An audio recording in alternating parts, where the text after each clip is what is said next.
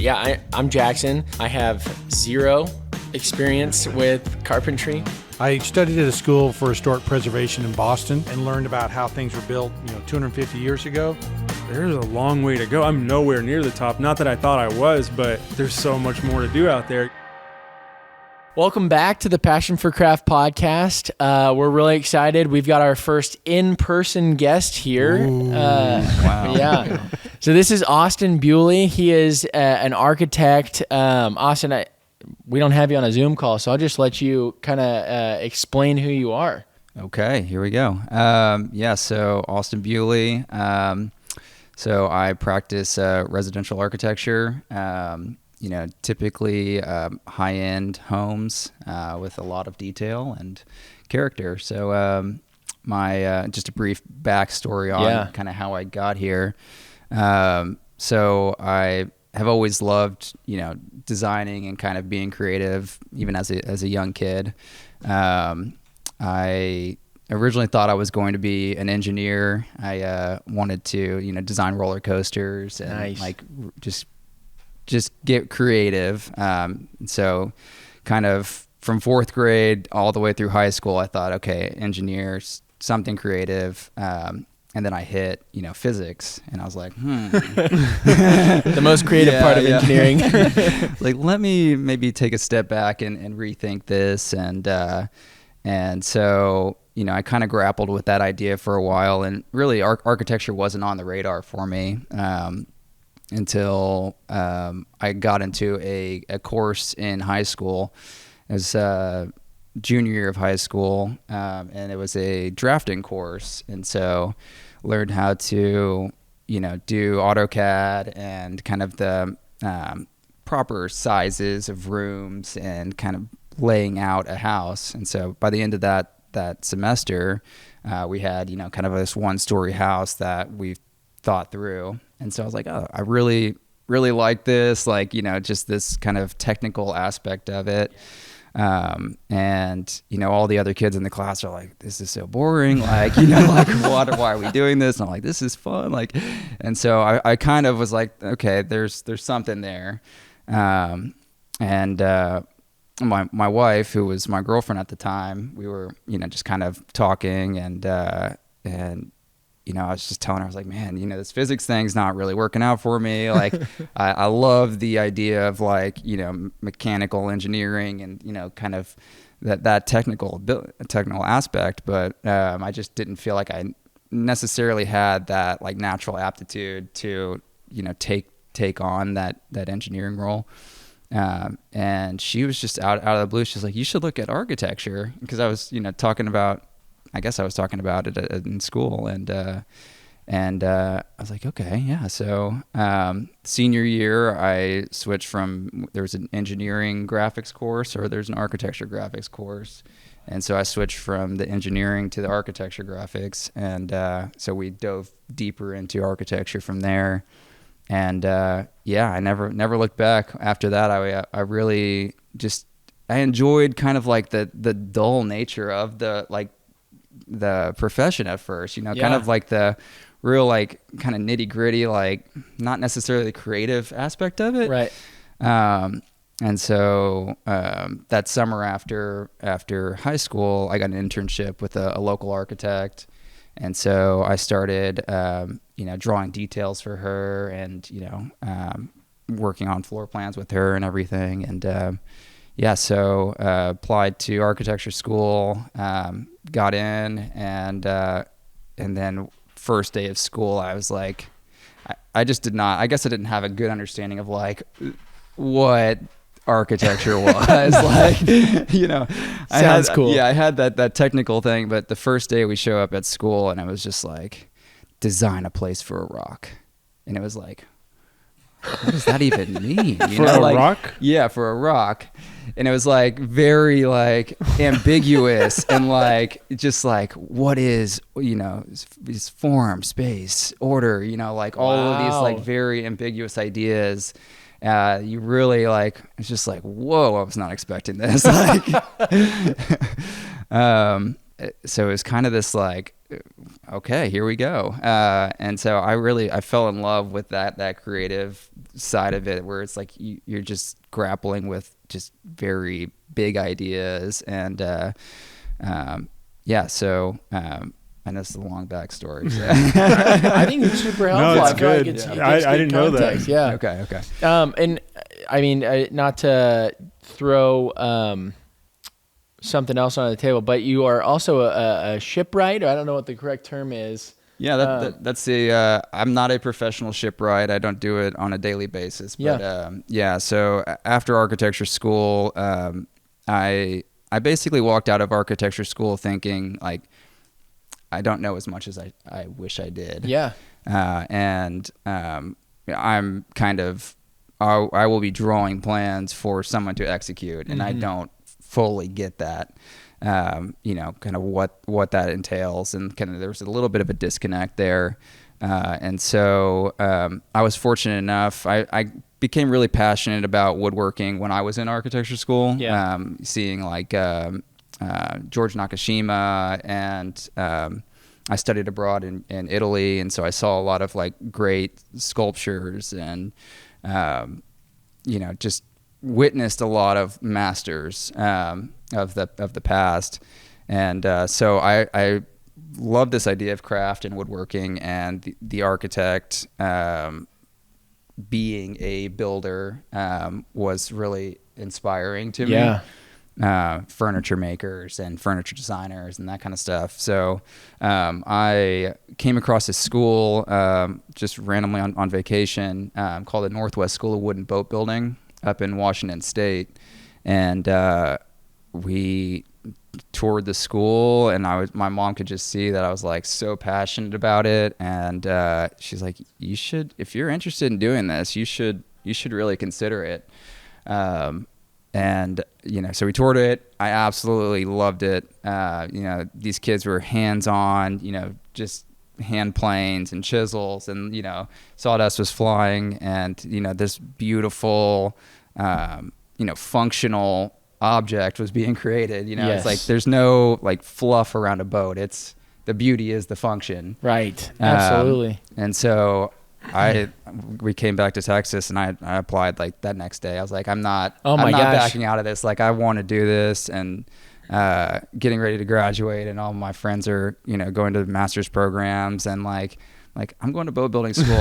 And they were like, what are you doing? No, that's awesome. I like that you saw that. Really cool. I like that you saw like there was a disconnect between just drawing something down, but you wanted to be able to physically, carry that out.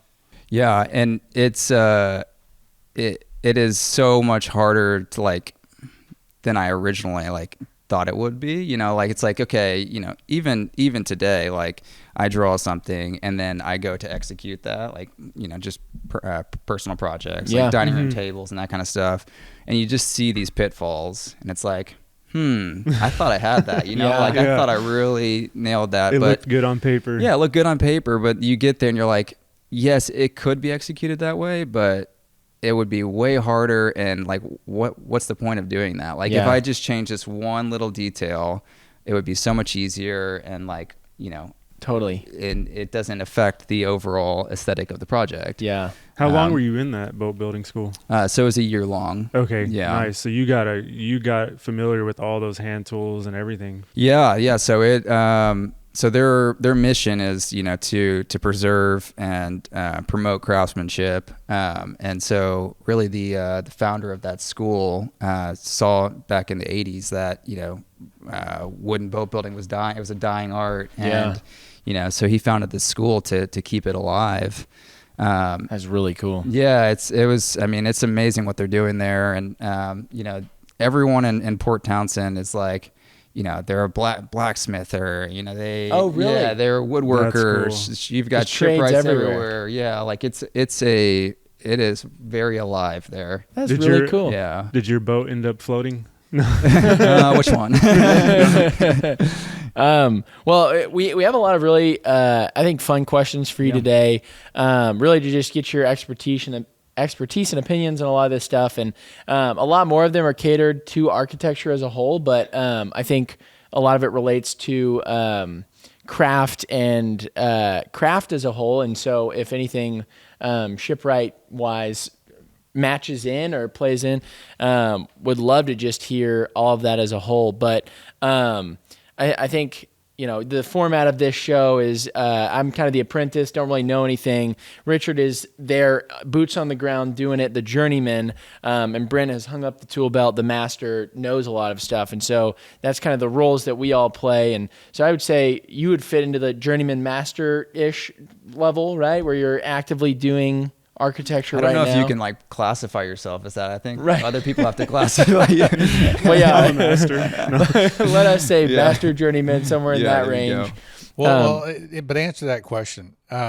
Where do you think you are in that triad of levels? Yeah, I am constantly hungry for new information and curious, and so I don't think I ever really call myself a master, because like I feel like the further I go into this profession, the more I realize how little I know. And so like it's just kind of one of those like lifelong journeys, and you hope that there's light at the end of the tunnel, or there's like some like I made it. Like I don't think there's ever going to be that feeling where like I'm here. I would agree with that. I think if that does happen, like that's usually when you retire. You need to retire, because it's like you get bored. You've lost the hunger. Yeah, you've lost it. Yeah. Like, why are you doing anymore? One of the other things that we obviously talked beforehand. I've known Austin a long time.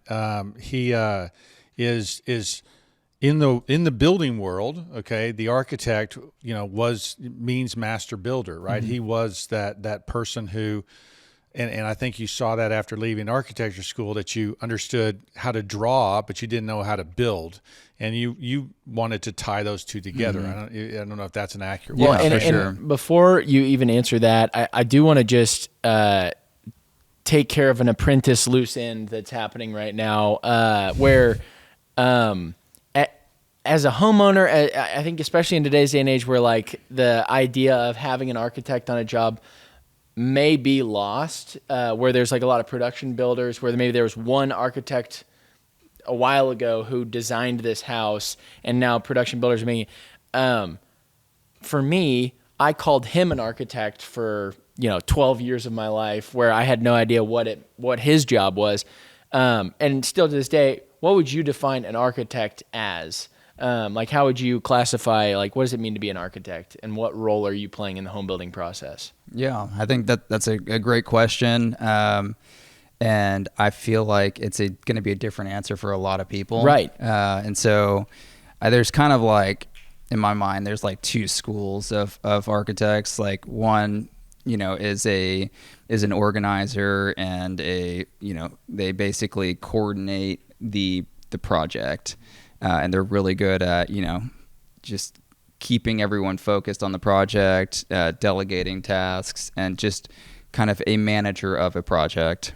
And then you've got the other spectrum where, it is, driving the overall direction of the project, aesthetically, the feel of it, very creatively driven person.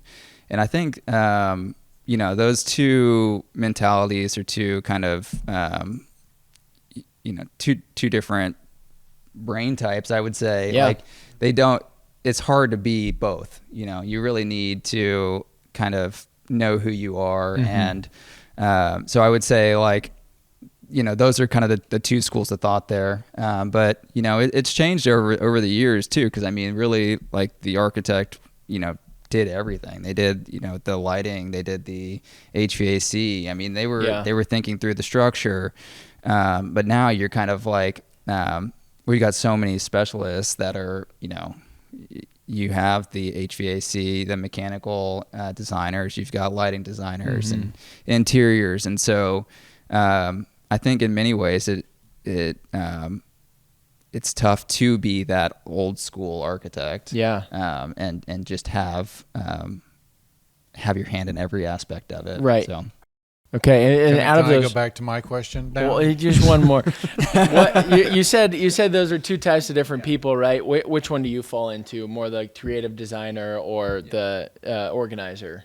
Yeah, I would say my temperament is more creative. Cool. I try to be that organizer that rally everyone around and delegate every aspect of it, but that doesn't necessarily come as natural to me than the creative side of things. So. Okay, awesome. Richard, did you have a question? Yeah. Austin is being a little humble. He's an excellent design architect. His designs are awesome and very talented. I appreciate that. So, but I think where I was going to say before I get interrupted is I don't think you're in it. This is so important, okay, talking to an architect and understanding this thing, because design in my mind is, we are building a lot of ugly houses today. Okay. Why are we building ugly houses? Because there's no longer a designer involved in the process, to what Austin was just alluding to. There are builders who think they are architects and think they are designers, who think, my house, I don't need it designed because my houses sell, right? Or my houses are well designed because they sell. And so that is, and that's not a true statement. The houses are selling because there's a glut of houses on the market and people are buying anything. And so there is a lot of bad design out there. And so the thought of the role of the architect and how he, gets involved in the job and what he does and his designs are supremely important today. And so, if you're listening out there and kind of going, why are we talking to an architect? We're talking to him because we're talking about, this is not just a function business. It's not just about, lighting and electrical and mechanical and, blowing a, 0.2 on your blower door. It's those are metrics that are performance metrics. Those are not metrics that are, making things beautiful. So having someone, especially a design architect like Austin here, I think is very important. Yeah, we're missing beauty in architecture. We are missing for sure. And when those production builders, do they, like Jackson was saying, do they think they have one architect that designs all their stuff and just says, all right, go build it? Or yeah, I was actually after school, I did some work for a custom production company. So it was, $750 to $1 million, I would say, would be kind of like the range. And it was a bunch of like stock plans essentially that we would adapt. And so it's like you could move the master over here, and then so there were roof line impacts and there were some changes associated with it, but it's not a custom home fitted to a piece of property. And you're thinking about the sun path and wind and noise and like all the elements that really should drive like the shape of the house. And so it's just kind of like, well, let's see if this fits on this lot, and yeah, it does, and then we can shift it over here. And so I think there's a lot of that happening. But yeah, I mean, some of these bigger companies, they have technical draftsmen that are essentially driving the design of things. And so and based on a spreadsheet of costs, I would suspect, right? Yeah. That we need it to be, under this thing. That therefore we can't have these materials. Or we can't have, right? I would think. Yeah, I haven't been in that industry or that side of things in a long time, but I would imagine that there's numbers associated with that. Trying to hit targets there. Right. Do you have like a 50 questions there? Yeah, I'm trying to read those. I'm excited about here. Yeah, hey, easy there. I'll ask the question. No, just kidding. No, go ahead. I think, I just even hearing what you're saying, I'm like getting really excited, and just thinking about like a lot of the creative design that goes into a house. It is fun to hear someone say like, you're thinking about the way that the wind is going to hit the house, the way that the sun is going to hit the house. That is cool. That's cool that there's that amount of like attention to detail And something that we were interviewing Eric on, who is a plumber. He was just saying, like, we want you to be comfortable in your home. Right. And those aspects, I do feel like that falls into that. Like, if you're going to have a wall full of windows, you want to consider where the sun is going to lie on a house. Because I've been in, a McMansion style home with just the modern wall of windows, and you're just sitting in the main sitting room blinded by the sun at night. It's just like, great. where's the thought? Where's the So much light. So to that question, or to the question I'm going to ask. Go for it, dude. What percentage? Started a little controversy. Viva las the questions. What percentage of houses today built do you think are, well done, beautiful, well conceived, well thought through? Wow. Maybe 1%. Wow. 1%. Maybe. I'm just maybe. thinking. Yeah, I'm thinking of all of the production houses being produced. Mm-hmm. It's like they're all just they're kind of the same thing. Mm-hmm. So I think all, for the most part, those kind of are grouped into not the greatest. So how do you? So if it's 1%, let's just say, and that maybe that's generous. That it's a single digit number for me too. But I didn't consider it being less than 1%. So sorry, 5%, 1 to 5. I don't. Yeah. So, 0 to 5. No.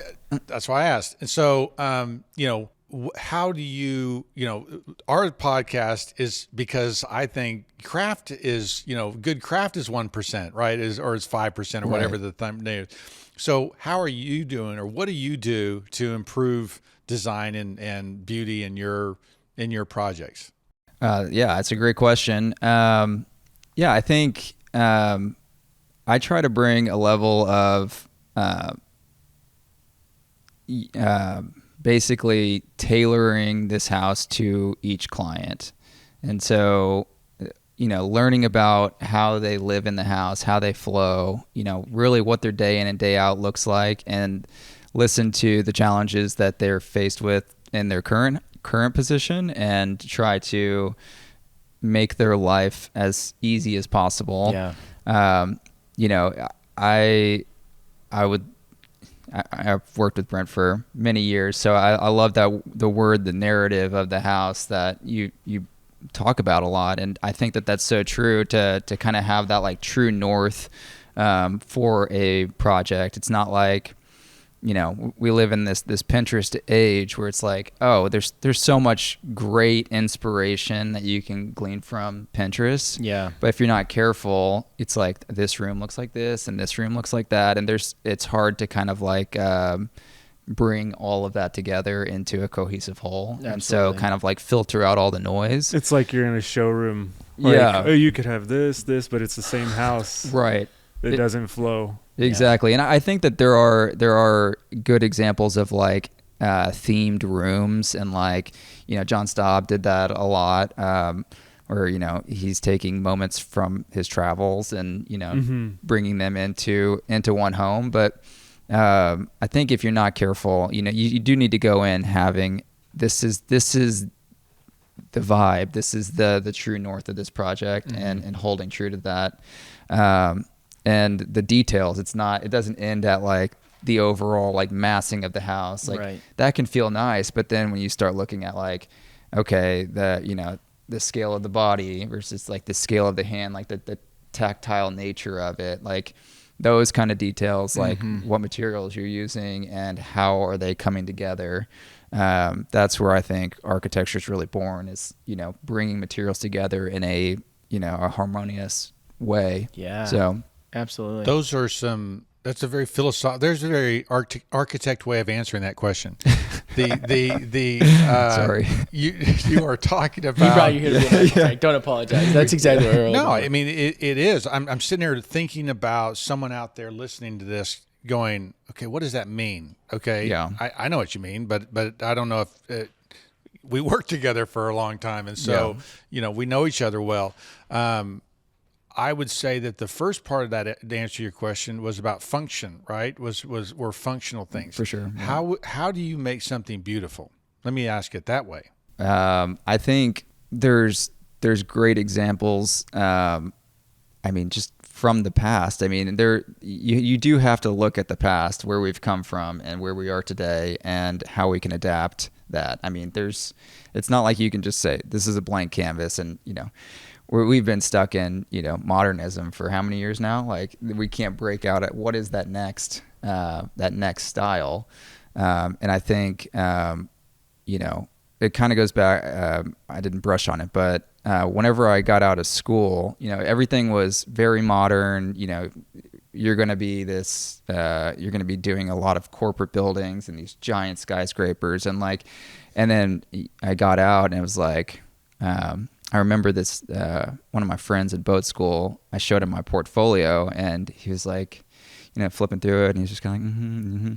And at the end he was like, but can you do like normal stuff? That's so funny. Yeah. And I was like, you were doing all modern. Yeah. And just very conceptual, just these they're pretty to look at, but it's like, you don't see them in the real world, Right. It's like, so there's like, well, if you go to your website, you see things that are based in the past, right? You see some. I don't know if you still have the modern stuff up there. What's your website, real quick, so people are listening, they could go check it out. Yeah, so it's www.dovetailds.com. Dovetail Design Studio. Design Studio. DS.com. You've mentioned a couple things. Looking at the past, something I believe as well. One thing that you wouldn't know if you don't know, but Austin is a amazing sketcher. Okay, his hand, okay, for drafting and drawing is wonderful, and so I think that's a big component of what makes you sensitive to good design, that you can, when you draw it and you take what's up there on a building and put it on the paper, I think you build that into your brain and you understand details and proportion and scale better. Do you agree with that? Or So I was very fortunate to have some really great influential professors in school, Mark Blizzard being one of them, and I studied abroad with him in Italy, and his sketchbooks are just like, I mean, this guy is, there's just so much coming out of him. It's amazing how his brain works. And so really one of our courses in Italy was, we submitted sketchbooks at the end of the semester, and you just got graded on the content of them. Wow. And so what we would do is we would go into cathedrals and we would, pace out column spacings. And so, and then you would essentially get the proportions of the floor plan with respect to the elevations and the sections, and you're doing it all hand, Wow. just freehand with a fountain pen and a sketchbook, and then not pencil, pen. Yeah. So and then explain that. Why is that? Well, one of the beauties is that. Well, first with pen, if you mess up, you just have to roll with it. Yeah. And there's kind of that Japanese wabi-sabi mentality that's there's beauty in the imperfections. And so let's say you had a little too much espresso and your hand is shaking, that's beautiful in its own right. And so just embrace that waviness and the fluidity of it. And so, to your point, basically we were studying the proportions of these great buildings in Sketch. And one thing with sketching is that when you take a picture of something, you're framing it and you are studying it, but when you're sketching it, you have to look at every nuanced element of it. Wow. And so it's okay, to draw that, you have to see how that light is hitting that one little moment, and just the how things come together. So you have to study it a lot more, and so that's kind of where that comes from. I think we're getting off on a tangent here, but I think in a lot of situations it's easy to just try to jump straight into the computer for a drawing or for a home. Because it's clean and it's orderly, but I think the longer you can stay on paper and get that true north, the better that product becomes, because it's coming from your brain to your hand, and it's a kind of this feedback loop through there. Wow. Do you do a lot of pin work today with like what you're doing now? It's funny. I'm talking like, this is very poetic. My new sketchbook is my iPad. So, I mean, it's like everything. It's a really amazing tool, honestly, but that is my new sketchbook. Yeah. So I have a question about all of that because there's this conversation that we've had, and it basically is just with the improvement of different things. We feel like, especially with the addition of MDF, the addition of all sorts of like new tools that are coming out, quality of building seems to get worse. And so I thought, this is funny hearing you say AutoCAD's bad. I'm not trying to put words in your mouth, but like it impedes part of that process, or it can do that. I guess the question I'm wondering is, do you feel like as architectural tools have developed and gotten better, obviously it makes the process easier. Do you feel like it improves craft within architecture? Or do you feel like with the addition of, great things like AutoCAD and other stuff like that, that it actually starts to hurt craft? I think it in itself does not do anything. Okay. It is simply a tool. And one thing that I think, if you're not careful, it basically is deciding a lot of things by default. Mm-hmm. And so like by taking a sketch and saying, this is where I want to go, versus trying to just think through it in the computer, and kind of letting some of those defaults guide your decision making. Because there's a library of windows, or there's a library of doors that you get to choose from that aren't maybe perfect to the ideal, that restrict the ultimate design. Is that exactly? Yeah. I mean, kind of approaching it from sketch to now we're going into the computer and having that idea of what you're trying to accomplish before you jump into it, I think is a better way of doing it than, everything is, I think building information modeling and AutoCAD and all that, they're fantastic tools, and I use them. Yeah. And I think they're great. We have to be careful on how we use them. Some of these who's houses, making the decisions. Yeah. Sorry to cut you off, but some of these houses, it looks like I just went in there and picked stuff, and I think maybe that's why like it takes an artist to sketch, someone who's skilled, to develop that craft of sketching and all the beautiful things you're talking about when you're in Italy. It's like when you bring a computer into it, it kind of like lowers the entry level, so where anyone can just jump on it and be like, hey, I can make a house, look, drag and drop this here. Right. Whereas like someone who doesn't have that background, who didn't go to the schools and studying all that stuff, they don't understand the proportion that someone like you does. So maybe that's why we're ending up with some of these McMansion style houses. Yeah. I mean, you look at it and it's like, oh, it has a kitchen, it's got the bathrooms, it meets all of this criteria, but does it feel good? It's well, and to Jackson's question, the whole AutoCAD thing, I feel like it's similar to a CNC, where you're given this library of parts that it can cut out these things, but if you really want to cut out something special, then you're going to have to program. There's a lot more work that goes into it. Right. I don't know, in my conversations with architects, I don't know of anybody that designs in AutoCAD. They always design on pen and paper. They sketch something out and then they transcribe it to AutoCAD. Is that or your iPad and iPen? Exactly. From iPad to I mean, that is the workflow that should happen, and I think predominantly designers work that way. It's when you get into a situation where you have, let's say, someone that is only trained in drafting, and so they know this program really well, but they just don't know how to put the and drafting is AutoCAD. Is that correct? Yeah, I mean, or like a similar program. Yeah, so you've got like 2-dimensional drawing, which would be like an AutoCAD, and then you have building information modeling, which is like you're basically drawing the floor plan and it's generating the elevation and the 3D. You're building a 3D model that has a bunch of information. Building associated information with it. model is sometimes called BIM. Yeah. If you've heard it that way. No. Yeah. I'm an apprentice. Yeah.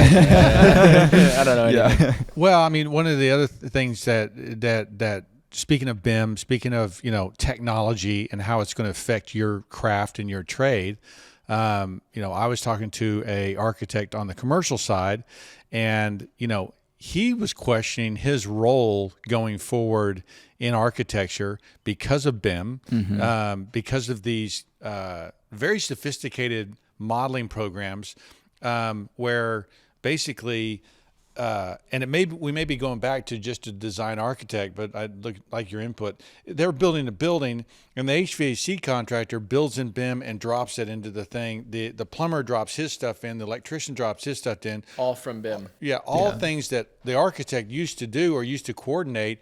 Now he's kind of getting pushed. We don't need you anymore, and so his role is design, because a lot of these, if you see these big architectural firms, the engineering firms are buying the architectural things and putting them together so that they're all in one thing, certainly building commercial buildings. But, what is the role of the architect going forward? I mean, or speak to those observations and kind of how we go forward. I haven't worked in such a large commercial setting like that, so I don't know exactly, what that nature is, but just on the residential side of things, it's much much smaller scale, but there is that aspect of it where, and I think in many ways it's good that we're all kind of communicating with the same software, so it's not like, okay, y'all are using your software and then we're trying to coordinate, let's say, structurals with the architecturals and the mechanicals, and it's like there's all these conflicts happening. That'd be a nightmare.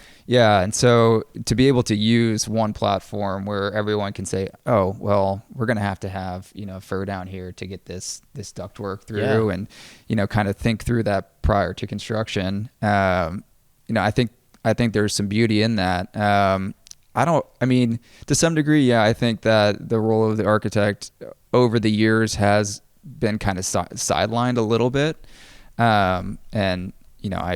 I hope that doesn't necessarily continue. I still feel like we serve a very valuable role in the construction, and, we know this design better than virtually anyone else on the project. So like to be there while it's being constructed and seeing things occurring, because you could draw a perfect set of plans, but if it's not getting executed accordingly, then things can happen. So just being there when construction happens and being a problem solver, I think is a valuable a valuable part of the team. So I'm not sure if I fully answered that, but no, it's just again, my lament is that we're losing beauty, and we're losing as technology comes in, right? The role of the architect is important, and what is its role going forward? And so that's part of the thing. Something I'll speak to that you said earlier when I was talking about how do you build something beautiful. You talked about materials, okay, and that would be getting into the craft and the execution of materials, making material decisions. What's the state of that? What's your comment on, making things beautiful through craftsmanship? Yeah. I think there's some great stuff happening, and I'm optimistic about the direction of it, just because I feel like we've gone through this whole kind of what we've been talking about is this production architecture, this modern age of having things instantaneously. I feel, at least the clients that come to me, they want something that is different. They want something that has soul to it. And I'm seeing more and more of that. I'm seeing people getting more interested in woodworking and like getting hands-on. And there's a movement that I feel there's some energy going in the right direction, and so it's like a revival happening. It is for sure. I think we've all gotten sick of just this, cold, stark, plastic, whatever, like this mass consumption. I think people we're kind of turning the corner a little bit. Mm-hmm. So as a whole, how do you view the state of architecture today? I mean, are you saying as a whole it is on the uptick, or is it kind of in the dumps right now, or I don't know? I think there's some very, very exciting stuff happening. I think in residential architecture. In residential and commercial, there's still very exciting things happening. I think the bulk of what I'm seeing is still, value engineered kind of, design soul being driven out of it, but fighting for cost over. Yeah, but I do think that there is optimism, at least in my perspective. Yeah, that, we can get out of that. So that's encouraging that you see a light at the end of the tunnel, if you will. Yeah. If you don't agree with the design that someone has for you, I mean, of course you're coming up with the designs, but say someone says like, "Hey, I want you to like build this. This is my inspiration pictures." Do you like turn those down if they're not like stuff you actually like or like don't feel confident in? Yeah, I think. I'll be open just about my opinions. Obviously, at the end of the day, it's their home and their style. But I think my goal is to make sure that we have a clear direction and that they're not deviating necessarily from that. So that would be kind of my gentle push. You're saying you kind of act as a compass. They say, this is what we want, this is what we want to do, and then you kind of act as a compass to like keep the project moving in that direction, just to remind the homeowner they want to, put in a different window or something. You're like, oh, okay, so this is this style. The house is currently in this style. How do we, and you're kind of... I think that's a good way. That's one element of the job for sure. Yeah. Is definitely just keeping that compass, go in the right direction, the ship go in the right direction. But I think that is an important element of it. Yeah. And I think one thing to Richard's question that we've been talking about a lot is it feels like the builder's job, and it sounds like the architect's job as well, is to educate the homeowner on some of the things that maybe they're missing. And so what Richard's adding, I think, is just, it seems to play into that same trend where it's like, yes, if they don't understand it or they're missing some aspect of it, it's encouraging to hear that you as an architect would go, hey, this is what we're doing and we can do this. However, here's a better way of potentially putting this house together that is going to make sense, make it feel right, and ultimately provide the best homeowning experience. Yeah. That is, I think you're touching on something very important, because that education part of it is a huge portion. Yeah. I think, I've been fortunate to have clients that have come to me that are educated and do have really, great taste. And so those people are really easy to work with. There's no real, fighting them on anything. But you do have the client that they want something beautiful and they trust you, but they don't fully understand, like, what the difference between good and great is, or, kind of what that is. So it is an educational role that you're playing to get them there. So absolutely, that makes sense. So if someone's young out there listening and saying, well, that sounds interesting, I might want to be an architect, are you encouraging them to follow your steps? Would you give them a different path than you took, or what would be your advice? I would definitely encourage anyone that's interested in the profession. I think it's a great profession still. I think there's been declines in the the industry, but I'm optimistic about the profession. Honestly, my path is not orthodox by any means. So Go sign up for boat building school. yeah, I can't say follow my path because what I would say is really just follow your passion and don't necessarily look for what's going to pay the most or anything like that, because at the end of the day, I think you just need to get really, really good at whatever you're interested in. I mean, if you're interested in it, it's going to be a lot easier to get good at it, but Right. just Well, and it's good. And I mean, I think that my question would be too, when people ask me about that, when they talk about going to architecture school, I sometimes will dissuade them from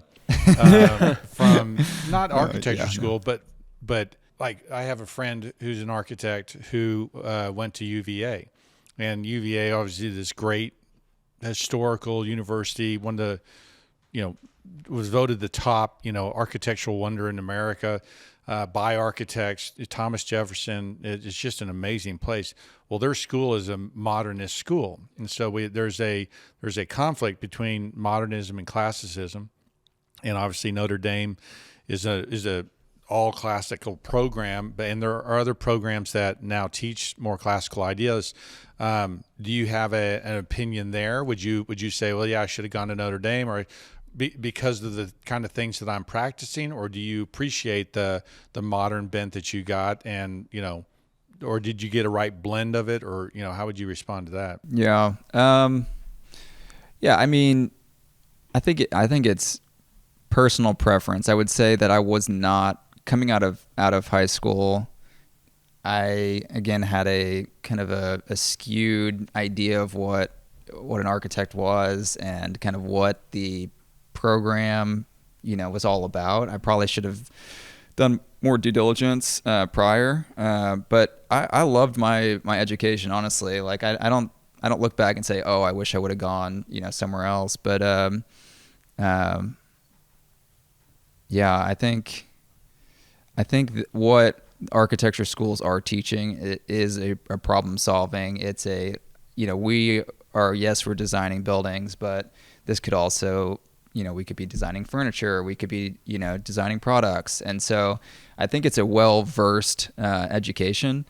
I love some of what I was going to say is that I don't think I was ready for classical architecture whenever I got out of high school. It's not something that I was necessarily interested in. It was kind of that fine wine tasting, like it's like, okay, like now I get it. So it's almost you needed the modern to kind of dip your toes in the water and then get used to it. That was then jump in. Yeah, it was exciting. It was like, yes, like I've always been into like car design and like, really kind of like sleek lines and so I still do kind of gravitate towards that, but like I think one of my misconceptions about classical architecture is that it's like, oh, well, you're just going to look at the past and it's all about copying. But like, there's so much design flexibility there where it's like, these are just, guidelines. Like this is just one way of doing it, but there's so much playful nature to it that like, it's really, really fun. And so like, I think if I would have gone in knowing that, then I would have been more open to it. So yeah, it took me a while, and it was definitely a roundabout way to get to classical architecture, kind of classically driven projects, but very, very fun stuff. How do you think architecture as a craft today is cheapened or maybe made better? Like what are some of the things that would lend architecture to becoming a better craft, or what's something that just like kind of takes away from the art as a whole? Because I feel like architecture is a little bit different than building, into where it kind of rides more on the line. If you've got a scale of what is an art versus what is a craft, architecture does seem to trend more into an art form that then dictates what a craft then becomes. And maybe they're the same word and I'm just saying nonsense, but yeah, I don't know. I think no, I get what you're saying. Because I was thinking like we've been talking about great guests that we want to have on, you being one of them, and I was just thinking about, I have a friend who's in the he does like Marvel movies and stuff, and so I would say is more of an art form, but maybe it is a craft in kind of the same vein that architecture is. Yeah. Anyway. Yeah. I mean, I guess I view them very similarly. Like when I went to boat school, like I felt like that was like almost one and the same. Like it was like they're very intertwined. Yeah. So I think if you're devoting yourself to becoming great at something, then like you're sitting on a path, Yeah. whether that's sketching or, it's just that repetition. Totally. That it really is a 10,000 hour kind of deal. It's, you've got to work and work and, it's going to be terrible at first and then it gets a little bit better. Yeah.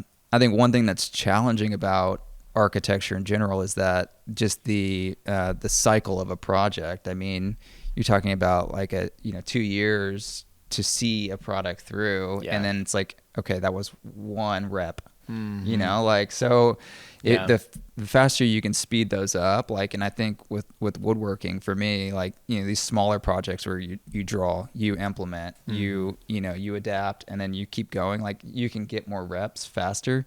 And so I think that would be, just kind of, I don't know where I was going with that, but like, but a way that the craft is made better, not cheapening out the. Well, they are one and the same because we worked with you on that Staub house, and it's cool to have you walk through and be like, cool, this is my drawings like in real life. But for me as the carpenter, it's like my career before I got into even like looking at drawings, I would just look at the Pinterest stuff, or people would show me and be like, hey, make that.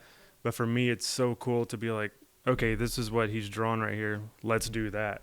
And it's going to come out good because it's been thought out and designed. So I think they're one, like, it is like art and craft married together. Totally. I definitely love being in the thick of it, like going on site, problem solving, because it's like, just working with you on the Staub house, like you have really creative ideas that, we can bounce ideas off of each other. Like, again, you're doing it, you get it, like you might have a way better way of doing it. And so it's like, I think being flexible in some regards is important. Yeah. Well, the one of the things I've encouraged Richard and I've talked to other people about is doing a bunch of different types of jobs, and doing production stuff.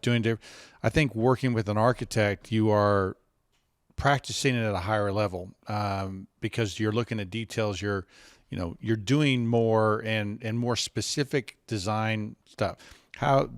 Question would be, the young guy wants to raise his game out there, says, I ought to go talk to some architects around there. What's the best way to approach you as the architect, as like, how can I, if the guy says, how can I work with you? What's the best way?